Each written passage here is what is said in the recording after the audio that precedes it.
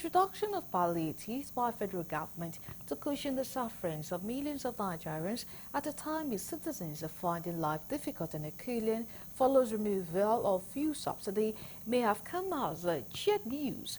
But the policy, which came with so much expectations to assuage the suffering masses, seemed to be at the receiving end, as many described the implementation process as a wild goose chase.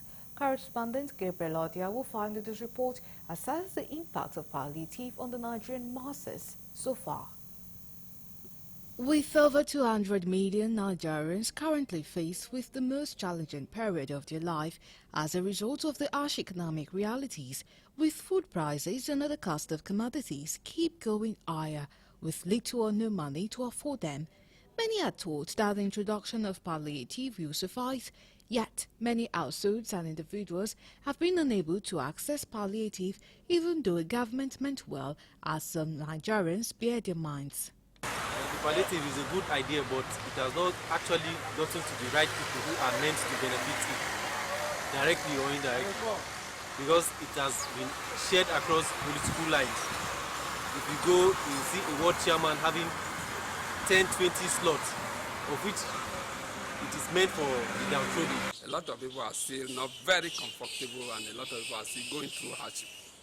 For example, the rice that were distributed, at the end of the day, some, it was just a mudu that were given, and one that have received a mudu of rice.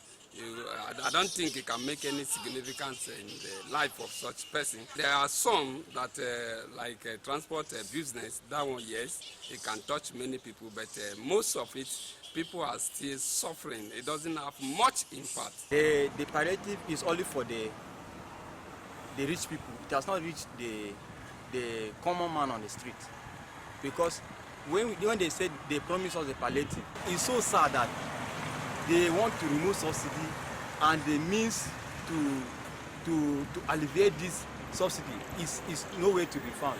Some of the respondents who expressed hope that the policy would bring some level of succor to the Nigerian masses if the disbursement of various palliative, either by food, loans, have been consistent and truly implemented. However, they blame politicians and called on government to re-strategize implementation.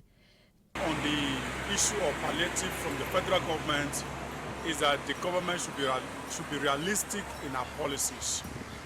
But what we've seen so far majorly is on paper and on the media. And so many people are skeptical of even applying for it. Most people have created this idea that it is business as usual. Even if apply, it doesn't work. And some people have even taken advantage of that policy to dupe Nigerians. Promised to give us a palliative of some of them, it was the grant of 50,000, of which the means to access this money is difficult. How are we going to get this money? In which office are we going to get this money? The respondent stated that the government can adopt more practical measures of using the BVN as solution to reaching out to Nigerians, otherwise it would be a flawed process.